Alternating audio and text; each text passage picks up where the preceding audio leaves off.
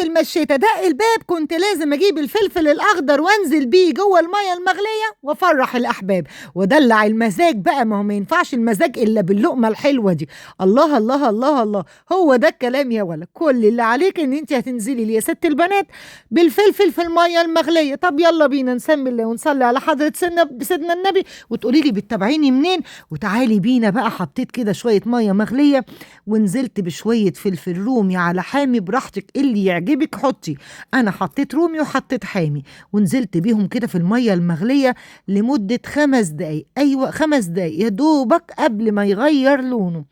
قبل ما يغير لونه، يعني يبقى بين الاخضر ويبقى بين اللون المسلوق اللي هو الاصفر، ولا ده ولا ده.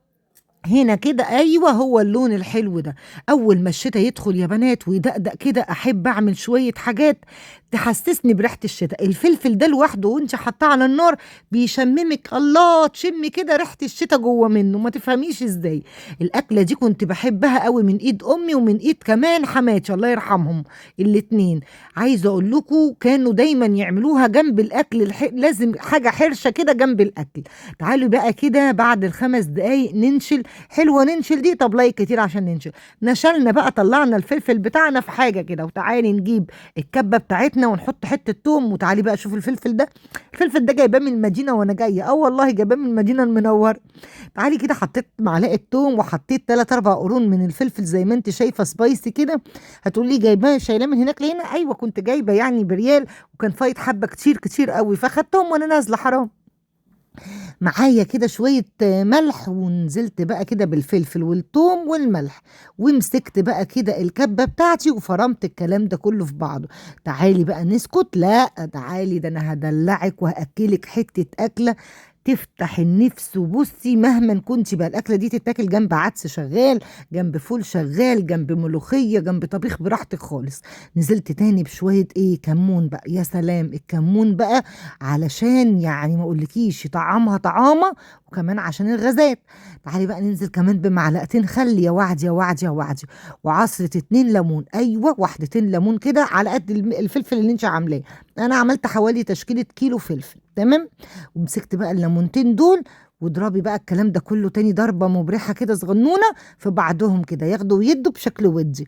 وتعالي نعمل الخلطة دي، أحلى خلطة. شمي كده في قلبك في قلبك يا ستي البنات. والفلفل بقى بعد ما اتسلق وتشيلناه من الميه حطينا عليه الخلطه دي، وتاكلي احلى فلفل مخلل سريع يتاكل في ساعتها وانت واقفه. عامل منه سندوتش قدامك دلوقتي واكله. احلى فلفل سريع ممكن تاكليه وحلو قوي، وهو بيحسسك بطعم الشتاء. في اكلات كده مهما تعمليها طول السنه بيبقى ليها طعم في اوان معين.